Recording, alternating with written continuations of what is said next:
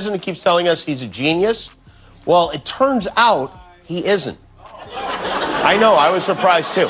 There's a website called FactBase that did an analysis of the first 30,000 words spoken in office by every U.S. president since Herbert Hoover. So they loaded all the speeches into a computer, and what their software found is that President Trump speaks at a fourth grade level, lower than any president they've ever measured.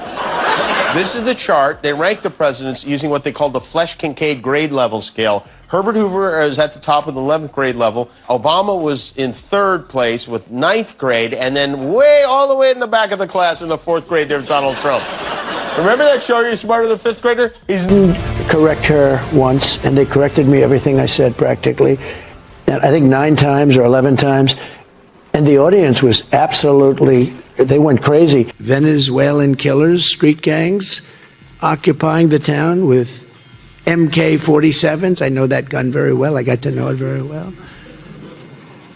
I've become an expert on guns quickly. The nuclear is the biggest single problem the world has, not global warming, where the ocean will rise 1/8 of an inch in the next 500 years. You know, these people are crazy.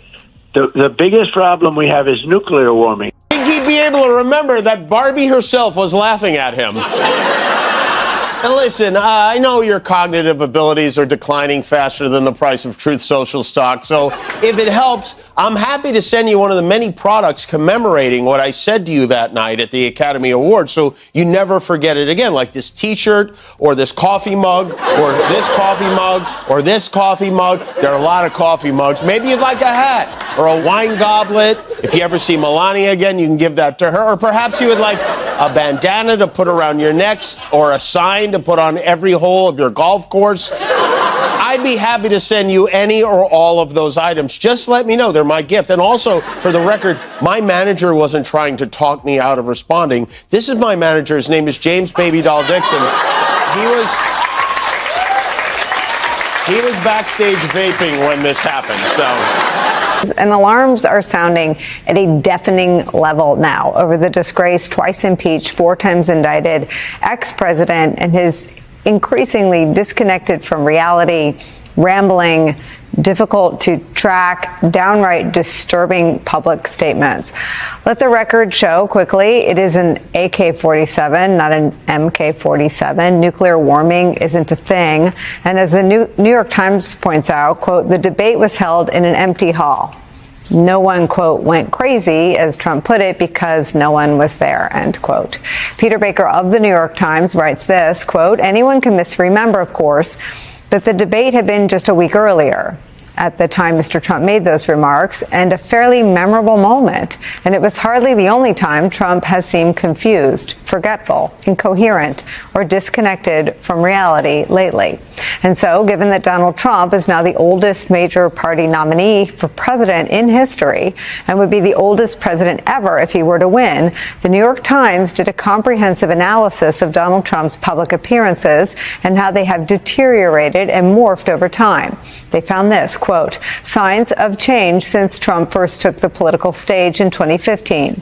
Quote, he has always been discursive and has often been untethered to truth, but with the passage of time, his speeches have grown darker, harsher, longer, angrier, less focused, more profane, and increasingly fixated on the past. Quote, Donald Trump rambles. He repeats himself. He roams from thought to thought, some of them hard to understand, some of them unfinished, some of them factually fantastical. He voices outlandish claims that seem to be made up out of whole cloth. He digresses into bizarre tangents about golf, about sharks, about his own beautiful body, end quote. And you don't have to take our word for it or the analysis from the New York Times. You can listen for yourself. I could have been sunbathing on the beach. You have never seen a body so beautiful. Much better than Sleepy Joe. They were like Rambos. It's like putting 1,000,000 Rambos. Good old Sylvester Stallone is my friend. But it's like putting 1,000,000 Rambos. Somebody explained that to me. They'll bring in a big actor and you look, you say, oh, he's got no muscle content. He's got no muscle. We need a little muscle. then they bring in another one. But he's got a weak face. He looks weak. Oh, there's a fly. Oh, I wonder where the fly came from. See, 2 years ago, I wouldn't have had a fly up here. And while none of us will ever unsee that mental image of Donald Trump sunbathing at the beach, this analysis by the New York Times raises an urgent question for voters less than a month out from the election, a question about his, among many, many other concerns, about his cognitive ability and basic competence. One study by the Times found this, quote, Mr. Trump's speech complexity was significantly lower than that of the average president over American history. The Times analysis found that, quote, Mr. Trump speaks at a fourth grade level. Again, significantly lower than other modern American presidents. Summing up of it, Nicole, thank you very much for reading some of the article. But I think we wanted to go back and look at the questions about Trump's age, in part because I think they were obscured for a long time by questions about Biden's age, right? Of course, President Biden, 3 years older, he presents physically in a more frail way. He had trouble walking. Obviously, people saw that debate. He kind of seemed to freeze up at times, had a hard time speaking. But that doesn't mean that there aren't issues also with former President Trump, who's 78 and would be 82 at the end of his second term. Now, he doesn't present the same way, obviously, as President Biden. He does seem to have more energy. He does seem to speak more loudly and bombastically, which is what I did for the story. Go back and watch rally after rally, speech after speech, especially going back 10 years, you really see a whole different, way of communicating. It's a much more accentuated. You use some of the statistics. Uses much more all or nothing language. Uses more negative words than positive words. He's speaking twice as long as he did when he first got on the stage 8 years ago, 9 years ago.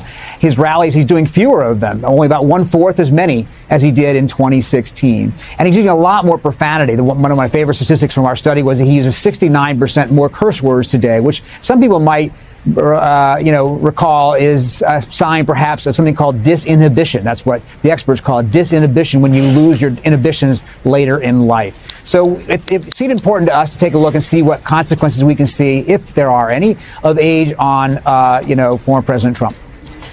I mean, disinhibition is an interesting. Imagine this. Donald Trump, the former president, takes the stage at another rally, delivering an intense speech. But it's not a short one. It lasts a staggering 82 minutes. It's almost like a filibuster, except instead of detailed policy, it's filled with odd shout-outs to 80s stars like Michael Jackson, Johnny Carson, and Cary Grant. It's like watching a history class where the teacher forgot which era they were teaching. And this isn't a one-off. A New York Times analysis shows that Trump's speeches have nearly doubled in length since 2016, when his longest rally talks barely hit 45 minutes.